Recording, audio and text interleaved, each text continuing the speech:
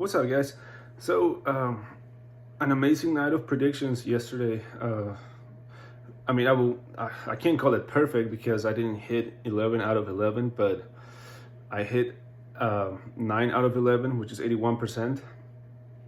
And my two losses, both of them were split decisions. So, yesterday could have easily been yet another event where I hit the entire card correctly. And I've mentioned this in the past. I've done it 3 times already, where I pick an entire card, every single fight correct. And man, I was so close of doing it yesterday. Would have been the fourth time. Would have been amazing. But it is what it is. Once it goes to the judges, you can't really.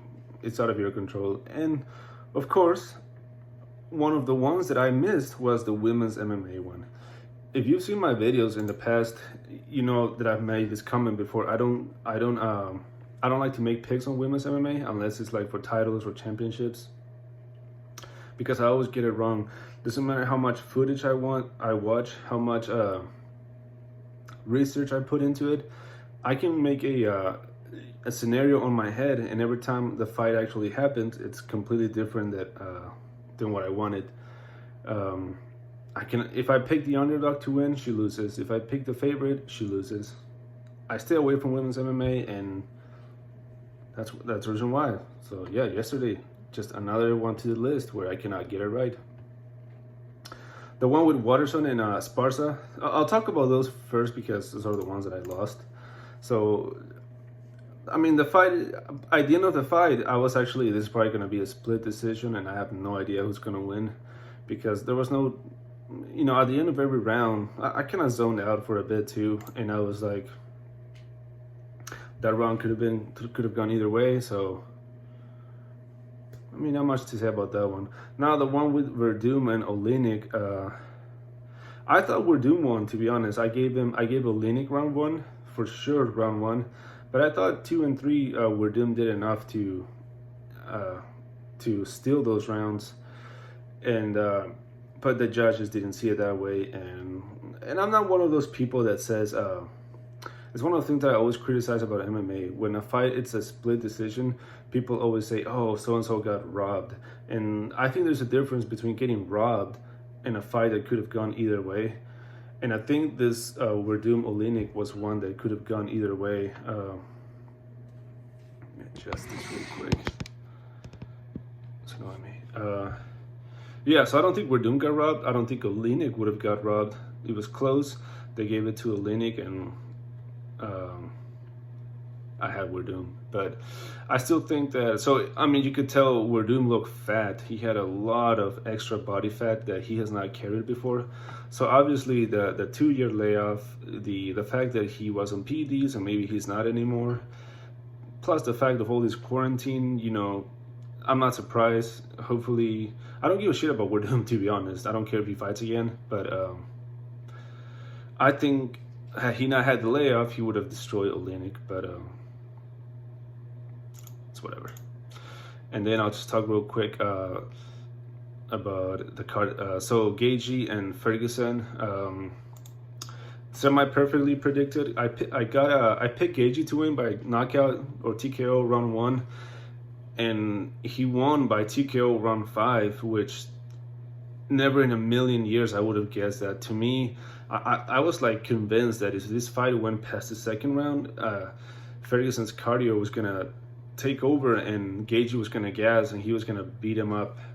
But no, the fact that Gaethje never gassed, he never stopped attacking, and he got the knockout round 5. That I would have never seen that coming. And I picked Gaethje to win by TKO, and I got it, but I did not think it would have been round 5. So that's crazy. I think Gaethje has way more chances of beating Khabib than Tony, and I'm not just saying this because of what happened yesterday. I truly do believe that when you say styles make fights, I think Gaethje has a better stand-up than Khabib, and will Khabib be able to take him down and hold him down? I don't know, because Gaethje has a wrestling background and all that, so who knows how that one's gonna go. Cejudo versus Cruz, I had Cejudo by decision. He won by TKO round 2. It was a huge right hand and then some ground and pound. I agree with the stoppage. Cruz was down, facing down, eating shots for a few seconds there. So he's whining about it, whatever. I agree with the stoppage. I don't know why Cejudo gets so much hate. I mean, beating Mighty Mouse, TJ, Marlon Moraes, and now Cruz the way he did. I mean, I don't give a crap how cringy he is. I mean, the guy can fight, and I hope he doesn't retire. But if he does, at the same time, not really a huge fan of Cejudo overall. Overall, I'm not a huge fan of the little guys. I like 145 and up. Anything underneath that, I'm like, I've never been too interested. But actually, 135, actually, I don't know. I guess 125 is the one that I really never cared. But 135 and up is good. So we'll see what he does. Ngannou, Rosenstruck. I picked Ngannou KO round 1. He won KO round 1. I gave Jarshino his puncher's chance, but not much really to take out of that fight other than what we already know. Ngannou has such a monster power. You can watch his last 4 fights in under 3 minutes. That should tell you what Ngannou can do. Kattar and Stevens. I had Kattar by decision. He won by knockout round 2. But I gave Stevens round 1. I thought Stevens was a 10-9 round 1. I think he was doing pretty good. And then he got that, I think it was an elbow, and then just beat on the ground. But you could see that the technical difference of Kattar and Stevens. Then Greg Hardy and Jordan De Castro. Hardy won by decision. I had him by KO round 1, but other than round 1, I gave round 2 and 3 to Hardy, and I broke it down right. I said that De Castro was dangerous, but you could tell that he started to slow down. I don't know if it was the injury though, but after round 1, he didn't do anything. It was all Hardy. He was the aggressor. He had the octagon control, and good for him. Kind of boring fight too, but happy. Then Pettis versus Cerrone. It's controversial. I don't get one of those things. You know, I see people saying that Cerrone got robbed. I don't think he got robbed. I remember I gave round 1 to Pettis. I gave round 2 to Cerrone, I think. And I think round 3 was close enough for where they're currently either way. I don't think it was. I would have to rewatch it, but perfectly called. I'll take it. The judges have screwed me so many times, and something I've said before. So every time that if I win and it was a bullshit decision, I'll take it and I don't give a damn, because so many times I've been on the opposite end that, you know, whatever. Well, then we're not going to talk about it. Sparsa Watterson, we talk about it. Luke Price, I had Luke KO TKO round 1. He won KO TKO round 3. It was pretty even. Price definitely did better than I thought, but that last punch just broke him. Bryce Mitchell also perfectly picked. I picked him by decision. He won by decision.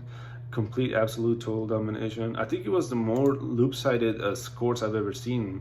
30-24 to 30-24 and 30-25. Then Spann versus Aldi. Ryan Spann's stock definitely dropped on this one. I mean, he almost lost to Sam Alvey. And like I said, if you watch this fight, you will see why I said that Sam Alvey is so bad. So the fact that he almost lost to him, I'll definitely remember this for Ryan Spann's next fight, because yeah. And I'm making picks for sure for next Saturday's event, and I'll probably drop them tomorrow. But there's an event Wednesday, and I'll just cover it real quick. The ones that I have.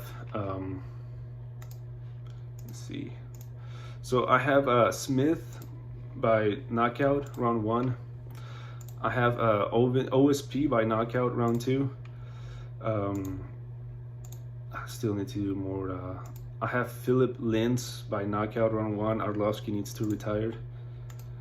I think Thiago Moises could upset Michael Johnson. You never know. And I have Hunter Assure by decision. All right, guys. Have a good one.